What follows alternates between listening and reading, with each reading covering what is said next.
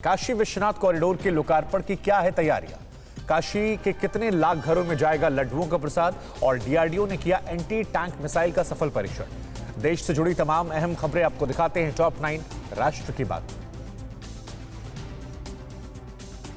Hackers ने शनिवार देर रात प्रधानमंत्री मोदी के ट्विटर अकाउंट को हैक कर लिया और उनके ट्विटर अकाउंट से देर रात करीब 2:11 पर 2 ट्वीट किए गए। मामले पर पीएमओ ने ट्वीट कर जानकारी दी है। प्रधानमंत्री नरेंद्र मोदी का ट्विटर अकाउंट थोड़े समय के लिए हैक हुआ था। अकाउंट को फिर से सुरक्षित कर लिया गया है, लेकिन सोशल मीडिया पर इसे लेकर सवाल उठ रहे हैं।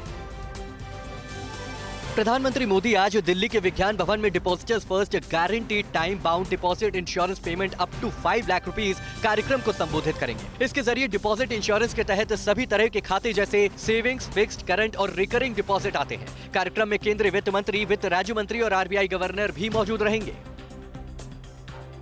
उत्तर प्रदेश में होने वाले विधानसभा चुनाव के मद्देनजर पीएम मोदी लगातार राज्य का दौरा कर रहे हैं। 13 और 14 दिसंबर को पीएम काशी विश्वनाथ कॉरिडोर का लोकार्पण करने के लिए वे वाराणसी में रहेंगे। पीएम काशी में कई कार्यक्रमों में शामिल होंगे। राज्यपाल आनंदीबेन पटेल और मुख्यमंत्री योगी आदित्यनाथ सहित कई मेहमान एयरपोर्ट पर पीएम का स्वागत करेंगे। कल होने वाले काशी विश्वनाथ धाम के लोकार्पण के कार्यक्रम को लेकर काशी वासियों में खासा जोश देखा जा रहा है। बीजेपी नेता तरुण चुग ने कहा कि धाम के लोकार्पण पर काशी के 8 लाख घरों में लड्डू के पैकेट और भगवान भोलेनाथ की आरती पुस्तिका पहुंचाई जाएगी। ये काम बीजेपी कार्यकर्ताओं को सौंपा गया है।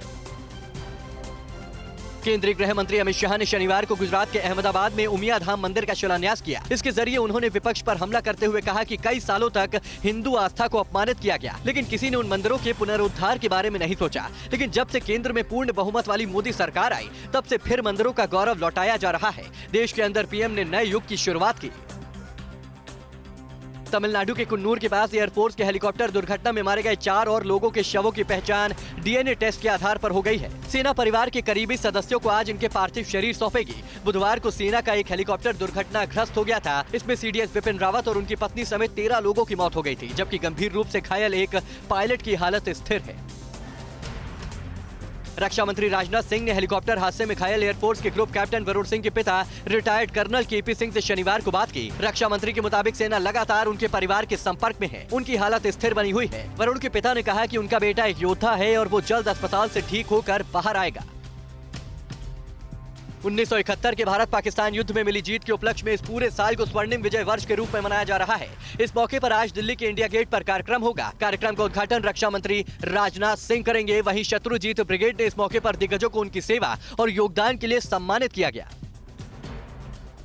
डीआरडीओ और एयरफोर्स ने शनिवार को स्वदेशी stand of anti tank missile का सफलतापूर्वक परीक्षण किया। एयरफोर्स ने पोखरण रेंज से स्वदेशी रूप से डिजाइन और विकसित helicopter launch stand of anti tank यानी सैंट मिसाइल का सफल परीक्षण किया। रक्षा मंत्री राजनाथ सिंह ने मिशन से जुड़ी टीम को इसकी सफलता के लिए बधाई दी है। आगे बढ़ते हैं। राजस्थान के जयपुर में कांग्रेस की महंगाई हटाओ रैली। राहुल प्रियंका करेंगे संबोधित। जेपी नड्डा और सीएम योगी आज कहां बूथ अध्यक्षों को देंगे जीत का मंत्र। और कानपुर में आज एआईएमआईएम चीफ ओवैसी का शोषित वंचित सम्मेलन। देश में राजनीतिक घमासान से जुड़ी अहम खबरें दिखाते हैं टॉप 9 सियासी संग्राम। कांग्रेस देश में बढ़ती महंगाई के खिलाफ आज जयपुर में रैली करने जा रही है। रैली को कांग्रेस सांसद राहुल गांधी और पार्टी महासचिव प्रियंका गांधी वाड्रा संबोधित करेंगी। रैली में 2 लाख से ज्यादा भीड़ जुटाने का दावा किया जा रहा है। रैली में शामिल होने के लिए कई राज्यों से कांग्रेस कार्यकर्ता जयपुर पहुंच रहे हैं। उत्तर प्रदेश के एटा में आज बीजेपी के राष्ट्रीय अध्यक्ष जेपी नड्डा और सीएम योगी ब्रज क्षेत्र के 12 जिलों के चुनावी समीकरण साधेंगे। दोनों नेता बूथ अध्यक्ष सम्मेलन कार्यक्रम को संबोधित करेंगे और बूथ अध्यक्षों को बूथ जीतने का मंत्र देंगे। सैनिक पड़ाव में आयोजित कार्यक्रम में उनके साथ प्रदेश अध्यक्ष स्वतंत्र देव सिंह भी मौजूद रहेंगे। उत्तर प्रदेश के सभी जिलों के लिए आज से राशन वितरण महाअभियान की शुरुआत होगी। देश के सबसे बड़े महावितरण अभियान की शुरुआत मुख्यमंत्री योगी आदित्यनाथ करेंगे। अंत्योदय और पात्र घरेलू राशन कार्ड धारकों को सरकार की इस योजना का सीधा लाभ मिलेगा। गरीबों, मजदूरों और किसानों का साथ देने के लिए इस अभियान की शुरुआत हो रही है। बीजेपी उत्तर प्रदेश में 19 दिसंबर से रथ यात्रा की शुरुआत करेगी। अंबेडकर नगर से पार्टी के राष्ट्रीय अध्यक्ष जेपी नड्डा रथ यात्रा को हरी झंडी दिखाकर रवाना करेंगे, तो कानपुर के बिठूर से रक्षा मंत्री राजनाथ सिंह चुनावी रथ रवाना करेंगे। एक ही दिन में 6 अलग अलग जगहों से रथ यात्रा की शुरुआत होगी। AIMIM चीफ असदुद्दीन ओवैसी ने शनिवार को मुंबई रैली से जमकर मुस्लिम कार्ड खेला और धर्मनिरपेक्षता की आड़ में मुसलमानों को लुभाने की कोशिश की।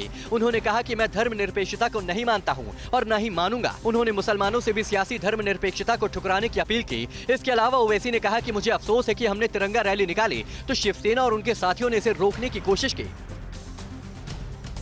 ओवैसी की पार्टी AIMIM उत्तर प्रदेश विधानसभा चुनाव के लिए अपना एक अलग गठबंधन बनाने जा रही है। इस मोर्चे में 5 दल शामिल होंगे और ओवैसी आज कानपुर में होने वाले वंचित शोषित सम्मेलन में इसका ऐलान करेंगे। ओवैसी राज्य के कई जिलों में वंचित शोषित सम्मेलन को संबोधित करेंगे।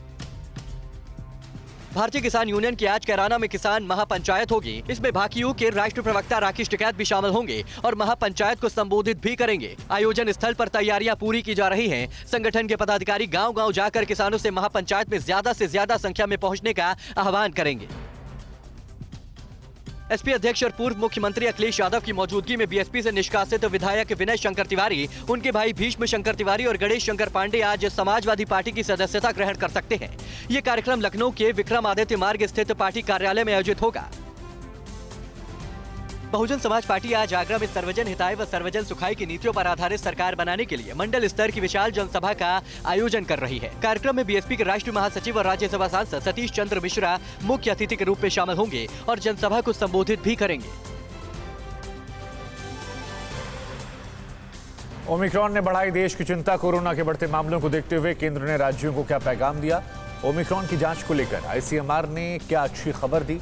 कोरोना महामारी से जुड़ी तमाम बड़ी खबरें आपको दिखाते हैं टॉप 9 ओमिक्रॉन अलर्ट। दिल्ली में कल ओमिक्रॉन का एक और केस मिला है। इसके साथ ही देश भर में ओमिक्रॉन वायरस के संक्रमितों की संख्या 33 हो गई है। सबसे ज्यादा महाराष्ट्र में 17, राजस्थान में 9, गुजरात में 3, दिल्ली और कर्नाटक में 2-2 केस मिले हैं। इस बीच देश में वैक्सीनेशन जोरों से चल रहा है। अब तक 133 करोड़ लोगों को वैक्सीन दी जा चुकी है। कोरोना के नए वेरिएंट ओमिक्रॉन ने केंद्र सरकार की चिंता बढ़ा दी है। इस बीच 10 राज्यों के 27 जिलों में कोरोना के केस तेजी से बढ़ रहे हैं, जिसे लेकर केंद्र अलर्ट मोड पर है। केंद्र सरकार ने इन राज्यों को लिखी चिट्ठी में बढ़ते कोरोना केसेस पर खास ध्यान देने को कहा है। इसमें पहले हिस्से में उन जिलों को शामिल किया गया है जहां पॉजिटिविटी रेट 10% से ज्यादा है। इसमें 3 राज्यों में 8 जिले शामिल हैं। इन राज्यों के नाम है मिजोरम, केरल और सिक्किम। केंद्र ने ज्यादा पॉजिटिविटी रेट वाले राज्यों को कड़े निर्देश जारी किए हैं। केंद्रीय स्वास्थ्य सचिव राजेश भूषण ने उन राज्यों और केंद्र शासित प्रदेशों के नाम नोटिस जारी किया है। एहतियात के तौर पर नाइट कर्फ्यू जैसे कड़े कदम उठाने को कहा है। साथ ही ज्यादा लोगों के इकट्ठा होने पर रोक और शादी समारोह और अंतिम संस्कार जैसे मौके पर कम लोगों को आने की अनुमति दी गई है। कोरोना के ओमिक्रॉन वेरिएंट ने नई मुसीबत पैदा कर दी है। इसकी जांच में पता चला है कि ये 2 म्यूटेंट में विभाजित हो गया है। नए म्यूटेंट का पता लगाना और भी ज्यादा मुश्किल है। ओमिक्रॉन के दूसरे वेरिएंट के कई मामले दक्षिण अफ्रीका, ऑस्ट्रेलिया और कनाडा में मिले हैं। कोरोना का पहला ओमिक्रॉन वेरिएंट दक्षिण अफ्रीका में ही पाया गया था। कोरोना के खिलाफ जंग में लापरवाह इमरान सरकार की करतूतों का खामियाजा वहां के बच्चे भुगत रहे हैं। एक अध्ययन में सामने आया है कि पाकिस्तान में कोरोना संक्रमण के कारण बच्चों की मृत्यु दर सबसे ज्यादा है। ये अन्य देशों की तुलना में 14% अधिक है। पाकिस्तान के बिगड़ते आर्थिक हालातों का असर वहां के स्वास्थ्य इंतजामों पर भी साफ देखा जा सकता है। दुनिया भर में तेजी से फैल रहे कोरोना के ओमिक्रॉन वेरिएंट की पहचान को लेकर इंडियन साइंटिस्ट को बड़ी सफलता हाथ लगी है। ICMR ने असम के डिब्रूगढ़ में एक कोविड टेस्ट किट तैयार की है। इस किट से सिर्फ 2 घंटे में ही नए ओमिक्रॉन वेरिएंट का पता लगाया जा सकता है। देश के कई राज्यों में ओमिक्रॉन के बढ़ते मामलों को देखते हुए ये किट काफी अहम साबित होगी। देश में एक तरफ लोग कोरोना संक्रमण के चलते खौफ में जी रहे हैं, तो वहीं कोरोना के नाम पर मुनाफा वसूली का धंधा भी जोरों से चालू है। महाराष्ट्र में गधी के दूध को इम्यूनिटी बूस्टर बताकर बेचा जा रहा है। हिंगोली जिले में गधी का दूध 10,000 रुपए प्रति लीटर बिक रहा है। दूध बेचने वालों का दावा है कि इससे कोरोना जैसी महामारी से भी निपटा जा सकता है। यहाँ गधी का दूध लेने के लिए काफी संख्या में लोग जमा हो रहे हैं। कोरोना की दूसरी लहर के दौरान हेल्थ सर्विस के लिए महामारी से प्रभावित करीब 40% लोगों ने रिश्वत दी है। एक सर्वे में पाया गया है कि 5 में से 2 लोगों के परिजन को अस्पताल में एंट्री, बेड, वेंटिलेटर और मेडिसिन का लाभ उठाने के लिए रिश्वत देनी पड़ी। हालांकि इस सर्वे में किसी ने भी डॉक्टरों या नर्सों को रिश्वत देने की बात नहीं कही। देश में सिरिंज बनाने वाली सबसे बड़ी company Hindustan syringes and medical devices ने फरीदाबाद में अपना प्लांट बंद कर दिया है, जिससे कोरोना के इस दौर में सिरिंज की सप्लाई पर खतरा मंडरा सकता है। दिल्ली NCR में बढ़ रहे पोल्यूशन को देखते हुए प्रदूषण नियंत्रण बोर्ड ने जिले की सभी कंपनियों को बंद करने का आदेश जारी किया है, जिससे HMD कंपनी भी बंद हो गई है।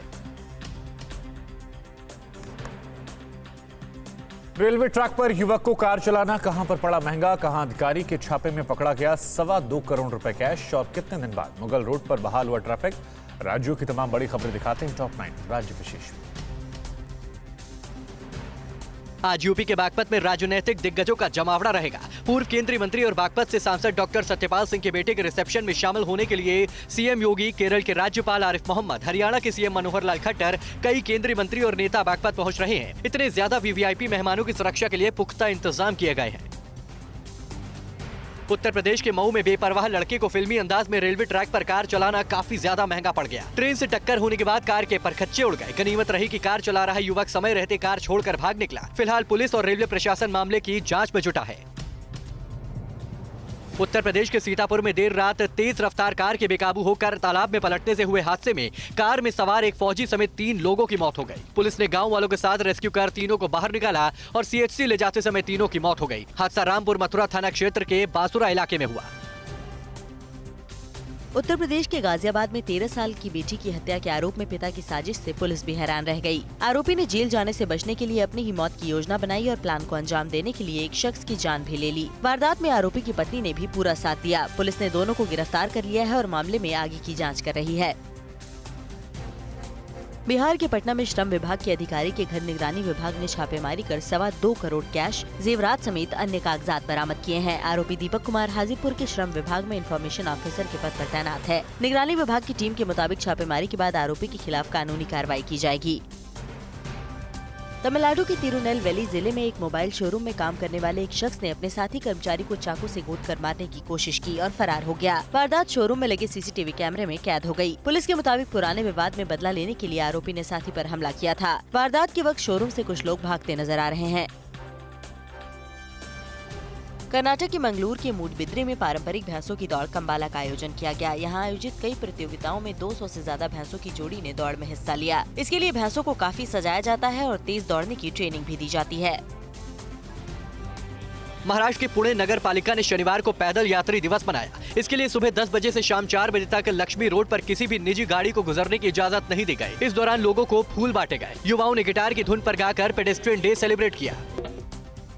जम्मू कश्मीर को राजौरी में पीर पंजाल रेंज से मुगल रोड पर बर्फ हटाने के बाद 5 दिन तक ट्रैफिक फिर से खोल दिया गया। लोगों को संभल कर यात्रा करने के निर्देश दिए गए हैं। बर्फबारी के बाद 5 दिन पहले मुगल रोड पर ट्रैफिक मूवमेंट बंद कर दिया गया था। सड़क, घर, गाड़ियां और पेड़ सब बर्फ में डूबे नजर आए थे। पाकिस्तान की मस्जिदों में दी जा रही कत्ल की ट्रेनिंग, टीटीपी के हमले में कहां हुई पुलिसकर्मी की मौत। इमरान के मुल्क में कितना बड़ा आतंकवादी खतरा। पाकिस्तान में वेस्टइंडीज टीम की सुरक्षा के लिए क्या किए गए इंतजाम। तो चीनी हैकरों के निशाने पर दुनिया के कितने देश।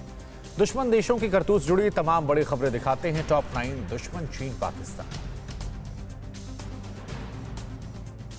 पाकिस्तान में कट्टरता इतनी ज्यादा बढ़ गई है कि मस्जिदों में कत्ल की ट्रेनिंग दी जा रही है। पाकिस्तानी जर्नलिस्ट और सोशल एक्टिविस्ट गुल बुखारी ने एक वीडियो ट्वीट करते हुए दावा किया कि इस्लामाबाद की लाल मस्जिद के छात्र ईश निंदा के आरोपी व्यक्ति का सिर कलम करने का अभ्यास कर रहे हैं। वीडियो में सैकड़ों बच्चियों के सामने महिलाएं तलवार से एक पुतले का सिर कलम करती हुई दिखाई पड़ रही है। पाकिस्तान अपनी बोई हुई आतंक की फसल से खुद ही तबाह हो रहा है। खैबर पख्तूनख्वा प्रांत में पोलियो वैक्सीनेशन टीम को सुरक्षा मुहैया करा रहे 2 पुलिसकर्मियों पर बंदूकधारियों ने हमला कर दिया। इस पे एक पुलिसकर्मी की मौत हो गई। आतंकी संगठन टीटीपी ने हमले की जिम्मेदारी ली है। इस संगठन ने 2 दिन पहले ही इमरान सरकार पर वादा खिलाफी का आरोप लगाते हुए संघर्ष विराम खत्म करने का ऐलान किया था। पाकिस्तान के हालात इतने खराब हो चुके हैं कि वेस्टइंडीज टीम को सुरक्षा मुहैया कराने के लिए उसे नाको चने चबाने पड़ रहे हैं। वेस्टइंडीज टीम को 889 कमांडो और 5000 जवानों के घेरे में रखा गया है। वेस्टइंडीज टीम 3 मैचों की T20 और वनडे सीरीज खेलने के लिए पाकिस्तान पहुंची है। सुरक्षा व्यवस्था ऐसी की जा रही है मानो किसी युद्ध की तैयारी हो। पाकिस्तान की करतूतें तो ऐसी हैं कि उसके खिलाड़ियों को भी दूसरे देश में वीजा नहीं मिल पा रहा है। बांग्लादेश ने पाकिस्तान के 2 खिलाड़ियों को वीजा नहीं दिया है। इसके चलते हॉकी टीम बिना गोलकीपर के ही एशिया चैंपियंस ट्रॉफी में भाग लेने ढाका पहुंची है। टूर्नामेंट में 17 दिसंबर को भारत और पाकिस्तान में भिड़ंत होनी है। पाकिस्तानी रुपया रसातल में पहुंच गया है। ये डॉलर के मुकाबले करीब 178 पाकिस्तानी रुपए हो गया है। इमरान राज में बढ़ती महंगाई और खाली होते विदेशी मुद्रा भंडार से पाकिस्तानी रुपया डॉलर के मुकाबले कमजोर हो रहा है। डॉलर की बढ़ती डिमांड और उपलब्धता में कमी के कारण ये रिकॉर्ड निचले स्तर को भी पार कर गया है। कमर तोड़ महंगाई के चलते पाकिस्तान में लोगों ने पेट्रोल खरीदना बंद कर दिया है और उसका पेट्रोलियम स्टोरेज इतिहास के सबसे ऊंचे स्तर पर पहुंच गया है। अब उसके पास इतना पेट्रोल है कि अगर कोई आयात ना भी करे तब भी 26 दिन तक सबकी जरूरतें पूरी हो सकती हैं। रिफाइनरी प्लांट ने चेतावनी दी है कि अगर बिजली संयंत्रों ने तेल की खरीदारी तेज नहीं की तो उन्हें अपना कारोबार बंद करना पड़ेगा। अमेरिकी राष्ट्रपति जो बाइडेन का न्योता ठुकराने के बाद पाकिस्तान अब उनकी चापलूसी में जुट गया है। इमरान सरकार ने गुटबंदी का हवाला देते हुए बाइडेन की तरफ से आयोजित समिट ऑफ डेमोक्रेसीज में शामिल होने से मना कर दिया था। अब पाकिस्तान के विदेश मंत्रालय ने कहा कि हम अमेरिका के साथ अपने पार्टनरशिप को बहुत महत्व देते हैं। हम द्विपक्षीय, क्षेत्रीय और अंतर्राष्ट्रीय सहयोग के रूप में इसे बढ़ाने के इच्छुक हैं। पाकिस्तान का दगाबाज दोस्त चीन अपनी करतूतों से बाज नहीं आ रहा है। अमेरिकी स्थित एक निजी साइबर सुरक्षा कंपनी ने एक रिपोर्ट में कहा कि दक्षिण चीन सागर पर दावा करने वाले सभी देश चीनी हैकरों के निशाने पर हैं। सरकार प्रायोजित ये हैकर्स दक्षिण पूर्व एशिया में सरकार और निजी क्षेत्र के संगठनों को व्यापक रूप से निशाना बना रहे हैं। चीन में सरकार की करतूतों के खिलाफ आवाज उठाने वालों को जेल में डाल दिया जाता है। जिनपिंग की जेल में 127 पत्रकार कैद हैं, जो दुनिया के किसी भी देश में कैद पत्रकारों में सबसे ज्यादा है। International NGO reporters without borders ने अपनी एक रिपोर्ट में कहा कि सत्तारूढ़ चीन कम्युनिस्ट पार्टी ने संवेदनशील मुद्दों की रिपोर्टिंग और पब्लिशिंग के आरोप में इन पत्रकारों को कैद में रखा है। अमेरिका में आए भीषण तूफान से कितने लोगों की मौत हुई, लिथियम माइनिंग से नाराज जनता ने कैसे किया विरोध प्रदर्शन और रूस से अमेरिका को मिली परमाणु युद्ध की धमकी ने पूरी दुनिया को कैसे हैरत में डाल दिया। ऐसी तमाम बड़ी खबरें दिखाते हैं top 9 world battle ground. America की केंटुकी स्टेट में आए भीषण तूफान से 70 लोगों की मौत हो गई है। यह आंकड़ा और भी बढ़ सकता है। तूफान इतना भयंकर था कि घरों की छतें तक उड़ गईं। कई घर ढह गए। राज्य के गवर्नर एंडी बेशिर ने कहा, यह हमारे राज्य के इतिहास में सबसे विनाशकारी बवंडर है। ब्रिटेन की शाही महल के पास गोलीबारी में एक व्यक्ति की मौत हो गई। ब्रिटिश पुलिस के मुताबिक लंदन में कैसिंगटन पैलेस शाही निवास के पास हथियारबंद अफसरों के साथ भिड़ंत में एक व्यक्ति की मौत हुई। कैसिंगटन के सुरक्षित इलाके में एक बंदूकधारी के घुस आने के बाद पुलिस ने ये कार्रवाई की। दुनिया एक तरफ कोरोना से बचाव के लिए वैक्सीनेशन को सबसे कारगर उपाय बता रही है, तो वहीं स्पेन की राजधानी मैड्रिड में वैक्सीनेशन के खिलाफ बड़ी संख्या में लोग सड़कों पर उतरे। लोगों ने करीब 4 घंटे तक विरोध प्रदर्शन किया। इस दौरान लोगों ने जनसैलाब को भी संबोधित किया।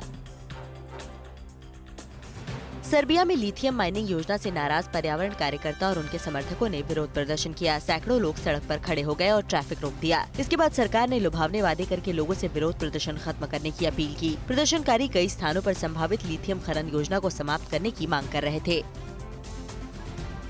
रूस और चीन के हाइपरसोनिक मिसाइलों को काउंटर करने के लिए अमेरिका ने इंटरसेप्ट, ट्रैक और शूट डाउन की तकनीक पर काम तेज कर दिया है। यूएस मिसाइल डिफेंस एजेंसी ने इसके लिए एयर स्पेस कंपनी से एक बड़ा अनुबंध भी किया है। अमेरिका आक्रामक रूप से पैसे खर्च कर रहा है। यूक्रेन के मामले पर रूस को अमेरिका को दी गई परमाणु युद्ध की धमकी ने पूरी दुनिया को सकते में डाल दिया है। एक्सपर्ट्स का मानना है कि रूस के पास ऐसी हाइपरसोनिक मिसाइलों का जखीरा है जिसे अमेरिकी एयर डिफेंस सिस्टम के लिए रोकना लगभग मुश्किल होगा।